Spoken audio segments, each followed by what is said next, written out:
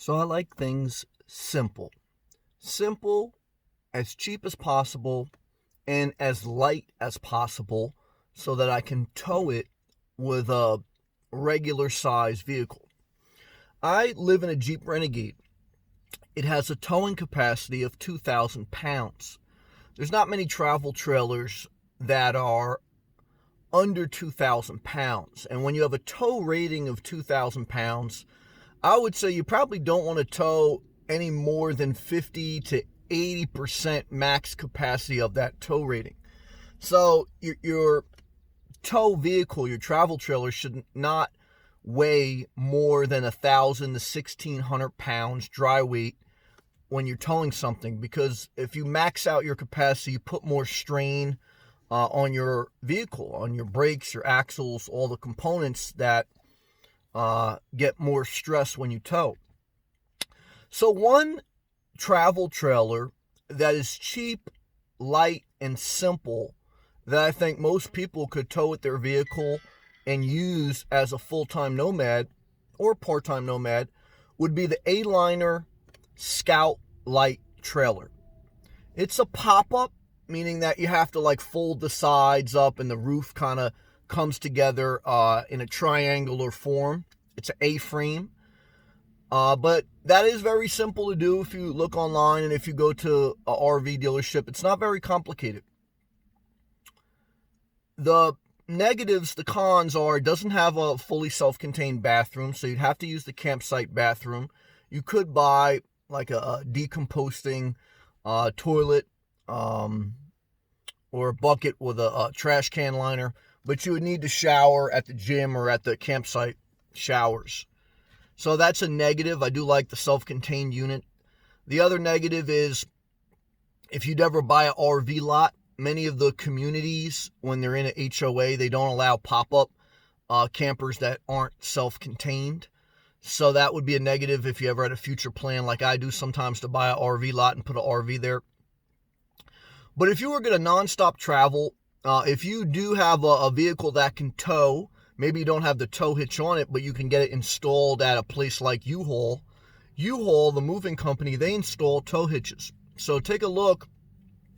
It costs you under $1,000, probably under $500 really, to get a tow hitch and the little electrical components installed so that you can tow a travel trailer. And the Aliner Scout Lite is about 1,000 pounds. So if you got that, and, like I always tell you, if you get the 1,000 Trails Camping Pass or something like that, and if you have the mindset and the willingness to kind of like just travel in a loop, go to different campsites, that's probably the cheapest you can live with an air conditioning, like a little house on wheels that isn't too much of a financial burden. I like it because it still keeps the option open to detach your vehicle from the Aliner. You could still do like rideshare, DoorDash, or whatever and earn an income on the side, or for some people, main hustle. You still don't have a lot of components. You don't have a lot of maintenance. It's a simple, cheap, light trailer. You don't have a fully self-contained trailer. I don't like that. Everything has pros and cons. But there's really not many under 2,000 pounds that are fully self-contained. Now, the Aliner Great Ascape ST model, S as in Sam, T as in Tom model, that does have a fully self-contained unit. It's kind of like shaped like a spaceship, like a little, like a, not round, but like a little egg almost. So that's something too you can consider. They're around 1,600 pounds. So I look at those two. If you say right now in the travel trailer market, if you just want to get your juices flowing, if you want to keep the vehicle you have, if you have a pickup or a small SUV, or even I saw like a Pontiac, almost some regular cars, you have to look up the manufacturer. Some regular cars can tow 1,000-pound travel trailer. You may have to get the tow hitch installed at U-Haul or something like that, but take a look at that. But if you were looking to keep your current car and it had some tow capacity and you wanted a travel trailer so you could detach and you were willing to get like a campground pass with 1,000 Trails, or you found a cheap RV park, it's an alternative to van life. that gives you some more comfort. Okay, you have the temperature control, you have a little kitchenette.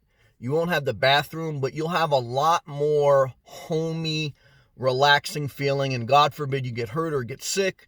Instead of renting an Airbnb, you go right to your A-liner A-frame and you stay there. Now, it's still some work, hitching up and towing is some work. Again, this is an A-frame, so it comes down when you're done staying at the campsite. So towing it should not be too bad because it's pretty aerodynamic. But it takes some mental capacity, so you have to think about your age, hitching a vehicle up, setting it up, moving every 2 weeks if you're going to do something like that. There's some more logistical planning involved versus living in a car or van. So it's not as simple as living in a car or van. If you say, what is the simplest way to live mobile? It's living in your car or van. The least comfort maybe, or the least convenience, but the most simple. So everything's trade-offs. If you want a notch up of comfort and stability, look at the A-liner Scout Lite model. It's again about 1,000 pounds dry weight. Also look at the A-liner Great Ascape ST model. That will give you a fully self-contained unit. It's not a fold-up. It's like a regular travel trailer shaped like an egg. So those would be 2 travel trailers and 2 ideas to give you as a possible nomad, to get away from the conforming life, to get away from renting, to get away from owning. If you wanted to live the simple nomadic life, which is still possible even with the coronavirus, okay, there's some more precautions, but, society is still, this virus will probably still be with us for a while as far as a lot of precautions. But, it's still possible. There's campgrounds are still open. There's some restrictions somewhere. You have to, navigate around, but you're on wheels. And you have to use your flexibility. And, you have to live your life, So think about that. I just wanted to share that in my morning video because that's what I was looking at. I share a variety of topics sometimes, talking about a philosophy of life, dealing with people, dealing with finances. And this video is about looking at RVs and cheap, simple, light travel trailers. The best part about a travel trailer is that it doesn't have a lot of mechanical components. So you can keep a regular car in your travel trailer. You can just drop it off and you're not going to really always have to worry about the wear and tear on it. However, the downside of a travel trailer is there's more logistical planning with campgrounds.